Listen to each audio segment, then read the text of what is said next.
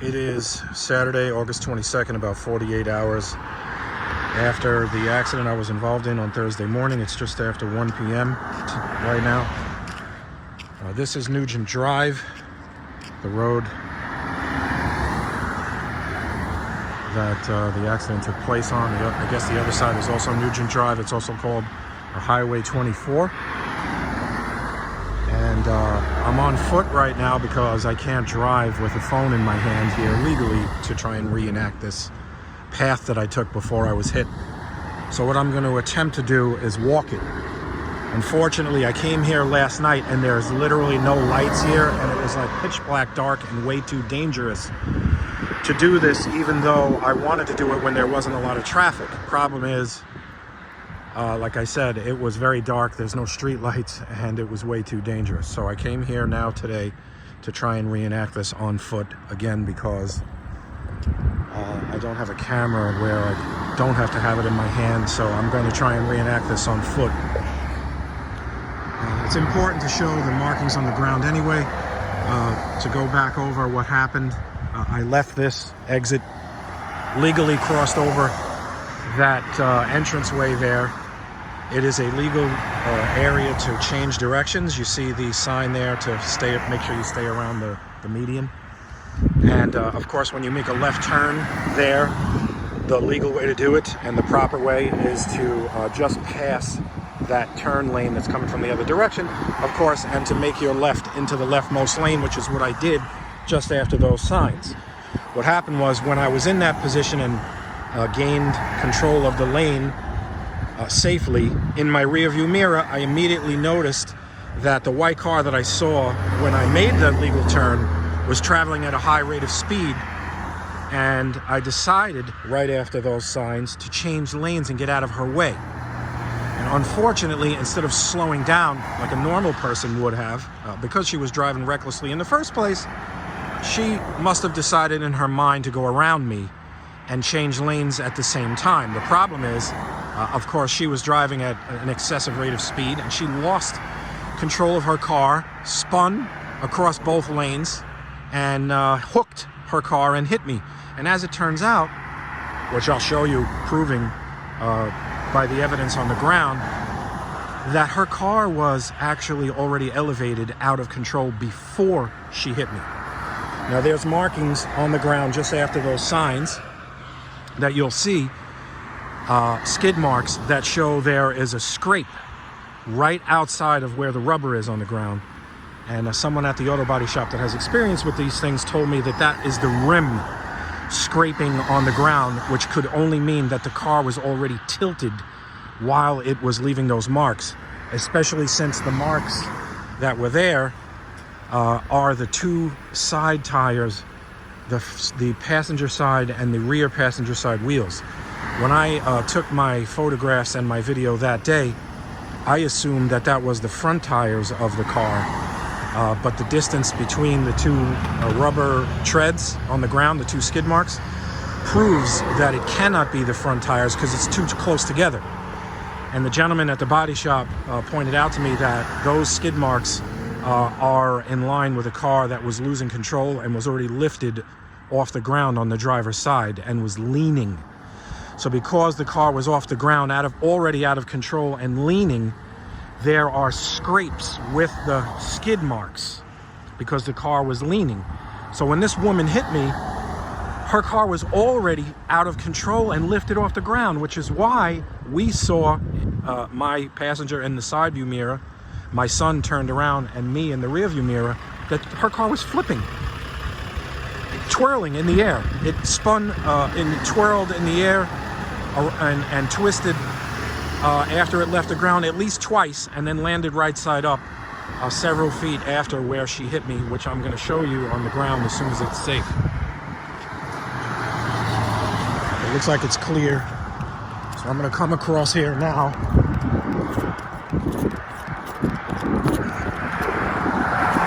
And show you, here is where I made my left turn. Very dangerous road. As you could see, the cars that are passing in this video are all speeding.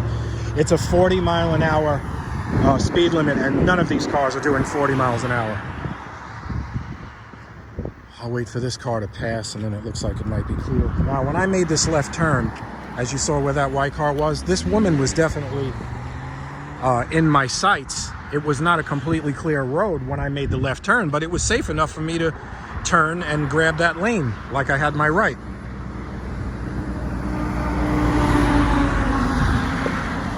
So what I'm gonna do is now, since it's clear, I'm gonna try to reenact this on the ground. So I made my left and I came here.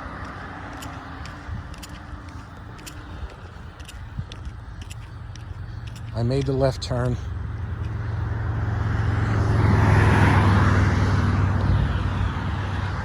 I made the legal left turn here, and I entered the lane here. And as soon as I entered this lane, like I said, I immediately noticed in my mirror that the woman that I saw coming was speeding at an excessive rate of speed. So I decided to change lanes right here automatically. And this is exactly where, a little bit further, where she hit me.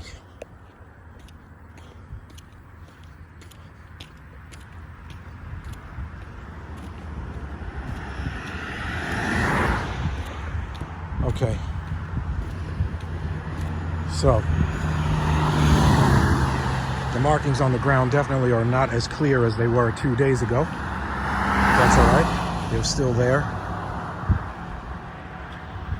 Videos I have from the other day are more clear. But it should be good enough. Okay. So according to the story from the Utica insurance company adjuster, he says that this woman, Joan, says that she was in this right lane and I cut her off.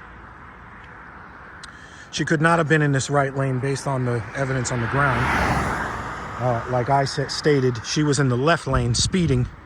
And when I took the lane here legally, right after I turned, I decided to change lanes right away because I knew that she was going too fast and I wanted to get out of her way. And she hit me, as you can see the skid marks. Over there, right there is where I turned. And then I changed lanes here. And you could see where the skid marks are where she hit me.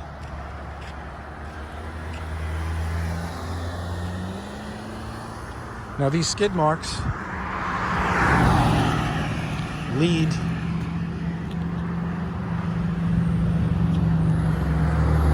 obviously she had anti-lock brakes. She's in a 2019 Honda. But let me show you as soon as it's safe.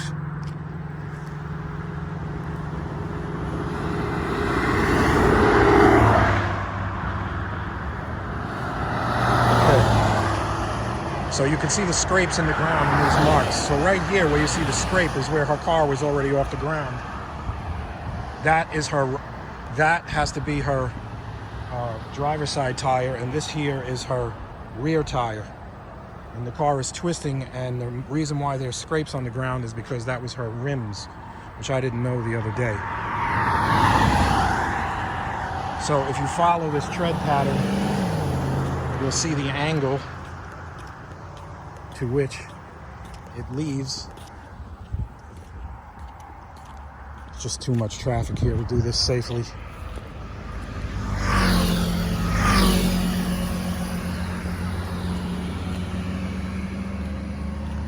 The video from right after the accident shows the markings clearer, and I even have cars driving over it, so you can see that the pattern proves that it's impossible for her to have been in the right lane.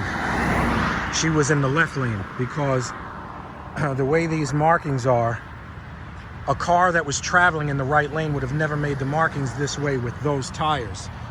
Those are the tires of the right side of her car. That one there is the front tire, and this one is the rear. And those markings with the scrape are her rims, which means the left side of her car was off the ground. And that skid mark right here is where she hit me. So I don't know what you would call a safe distance from changing lanes, but I immediately changed lanes to get out of her way. And I counted the steps the other day. I'll count them again. This is where the impact was. Over there is where the entrance is. So I did not cut her off. because the impact took place too much forward of where after I made my turn. So let me count the steps. So 1, 2, 3, 4, 5, 6, 7, 8, 9, 10, 11, 12, 13, 14, 15, 18, 19, 20, 21, 22, 23, 24, 25, 26, 27, 28, 9, 30, 31, 32, 33, 35, 36, 37, 38, 39, 40, 41, 42, 43, 45, 46, 47, 48, 49, 52, 53, 54, 55, 56, 57, 58, 60, 61, 62, 63, 64, 65, 66, 69, 70, 71, 72, 73, 74. Okay. So I'm taking 74 steps, but I don't have my feet when I'm walking one over the other. So you have to add, I would add double. So I would say it's 150 feet. As I stated in the other videos, 150 to 200 feet after I change lanes. Now I change lanes like all cars do, right there. Immediately came here into the left lane. Where I changed, of course, legally and safely, was after this first stripe. Right there. Because I immediately noticed that she was going too fast, so I wanted to get out of her way. And I did so, and I changed lanes, and you can see the skid marks that come across. They come across here. She lost control of her car. It's already tipping because she was driving excessive speed and recklessly. This is where she hit me, right here.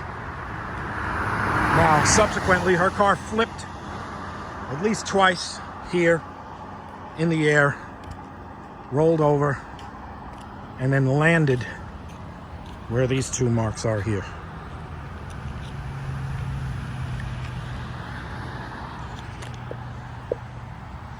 So let me try to do a different video perspective. Maybe it'll show more this way. I was holding my phone the other way. This is where her car landed, which is, I don't know, 200 to 300 feet past where the entrance of the roadway is to go back in the other direction. And you can see here there's a mark in the pavement from some part of her car, and that's where she landed. Where she hit me again is over here. Didn't cut her off. This is where the impact was. You see how fast these cars are going. It's insane. I didn't realize how dangerous this road was. Anyway, no one is doing the speed limit. It's really crazy. So I'll attempt to walk this one more time. So 1, 2, 3, 4, 5, 6, 7, 8, 9, 10, 11, 12, 13, 14, 15, 16, 17, 18, 20, 21, 22, 23, 24, 25, 26, 27, 29, 30, 31, 32, 33, 34, 35, 36, 37, 38, 39, 40, 41, 42, 43, 44, 45, 46, 47, 48, 50, 51, 52, 53, 54, 55, 56, 57, 58, 59, 60, 61, 63, 64, 65, 66, 67, 68. Getting bit up. 70, 71, 72, 73, 74, 75. Yeah, I would say it's about 75 steps. So probably 125 to 150 feet. Forward of this entrance is when the impact took place. 125 to 150 feet, which proves that I did not cut her off. If I cut her off and she was driving in this lane like this car here, and I had cut her off here, the accident would be there. The accident would be somewhere in the area of this area here, if I had cut her off. Somewhere in this area. It wouldn't be all the way over there where those skid marks are. The reason why it's over there where those skid marks are is because I made a legal turn into the left lane there, I changed to get out of her way right after that marker, and that's why forward of the second marker near that third marker is where she hit me. So she hit me, the impact. So look, I guess you could go by these markers, right? Here's the opening. So when you make the left turn here, I didn't think about these markers on the ground. When you make the left turn, you cross this first marker if you come into the right. If you don't cross this marker and you make the turn legally into that left, here is exactly where you'll make that turn, right by this marker, which is what I did. And then I safely gained my lane in the turn, saw that she was in the distance, but once I was here by this second marker, in my mind I determined she was moving too fast. I've done this before several times. If I make a turn in a lane like this, where there's oncoming traffic, behind where I am entering, and I see that there's a car coming fast, I always change lanes and get out of the way. I do it regularly because I'm not a fast driver. And so I crossed and got out of her way by this second marker. And so now I took the right lane safely by this third marker here. And as you can see where the skid marks are, she hit me by the fourth marker. There. So I don't know how many feet are between these markers. And I don't know.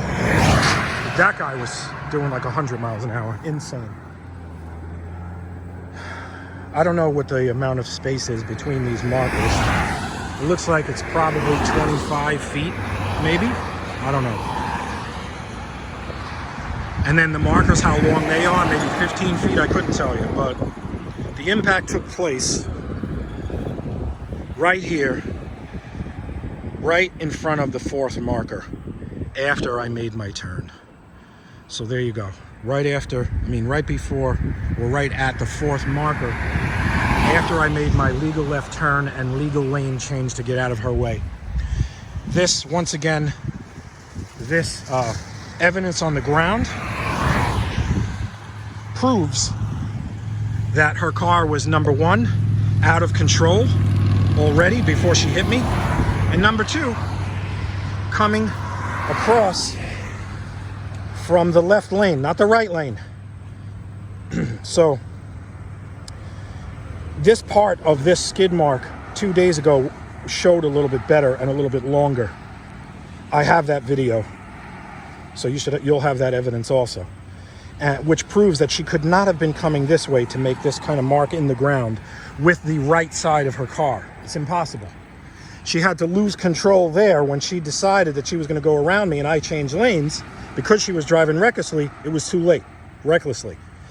Because she was speeding, much more than the speed limit, like all these damn cars, and because she decided to go around me instead of slowing down, like I said earlier, like a normal person, she lost control of her car, was tipping, slammed into the rear of my car on the right side, flipped over, like I said before, and then landed here. And that, again, is the fourth marker, and where she landed was just after the fourth marker. So her car spun in the air and landed 25 to 40 feet forward of where the impact was. There's part of the damage to the pavement. That is where she stopped. So once again, you have four markers. The car landed forward that fourth marker. Impact took place right before the fourth marker. We were doing between 10 and 20 miles an hour after I made my turn and made my lane change safely and legally. And we ended up stopping, I don't know, maybe another 50 so feet. Or actually, I was on the other side because right after the accident, there was a gentleman who stopped. So I had to go to the left because he was behind me on the right. And just after the police arrived, I drove my car, scraping my own wheel because the rubber was broken. They wanted me to get off the left side because it was too dangerous, so I moved my car to the right side where it was eventually towed.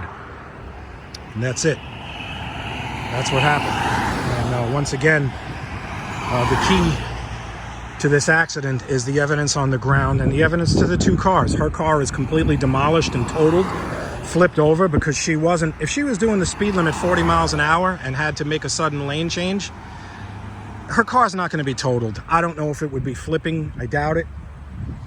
I couldn't tell you exactly, but she was probably doing between 60 and 80 miles an hour. And that's why when I changed lanes and was in the lane that she decided to take illegally, she lost control of her car and slammed into me. And that's the bottom line. This is a rear end accident. It's 100% her fault.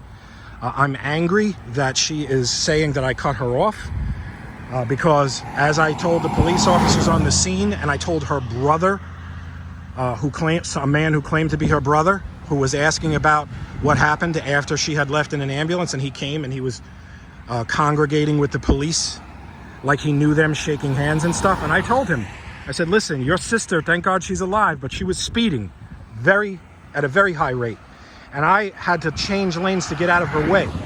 I decided that that was the safest thing to do, and she obviously decided to go around me instead of slowing down, and that's why she rear-ended me. And the bottom line is, once I made my turn legally into that left lane, and then changed lanes legally, and I even used my signal, by the way, I had the right of way. It doesn't matter what happened with her before she hit me.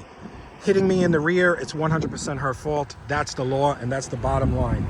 Like I said, I'm upset and I'm angry that she's lying, but, you know, what are you going to do? Some people are not just going to concede and say, hey, yeah, I feel bad. I rammed into that guy because I was driving recklessly. If someone gets the computer to her car, you're going to see she was driving recklessly and speeding. I don't know about those things, but in this case, if she's trying to sue me for her bodily injuries and the damage to her car, meaning sue my insurance company, somebody needs to get the data from that car, because then all bets are off. And that's it. I'll get a close-up of these marks once again. You can see the scrape outside the rubber, proving it's the rim. Pretty bad scrapes at that. And the only way that happens is if the car was leaning. And you can see as I follow this, and I'm going to go back, this skid mark was more towards right here, that you can't see it right now, but 2 days ago it was more visible towards the middle of the lane. And once again, when you come out of here to make a left turn legally, you're going to do so right on top of that first marker, like I showed you earlier in this video. I'll show you once again. That's my other car over there. You can see all the marks. See how people, when they make the left turn? Now, unfortunately, a lot of those marks, people are making the turn illegally because they're crossing over into the right lane. But when you're going to make this turn legally, you can't be there. You're going to be here, and you're going to turn, and you're going to be in this lane right here. So you're going to enter this lane at that first marker. I changed lanes just after that second marker, and she hit me just before the fourth, proving that I didn't cut her off. And that's the bottom line.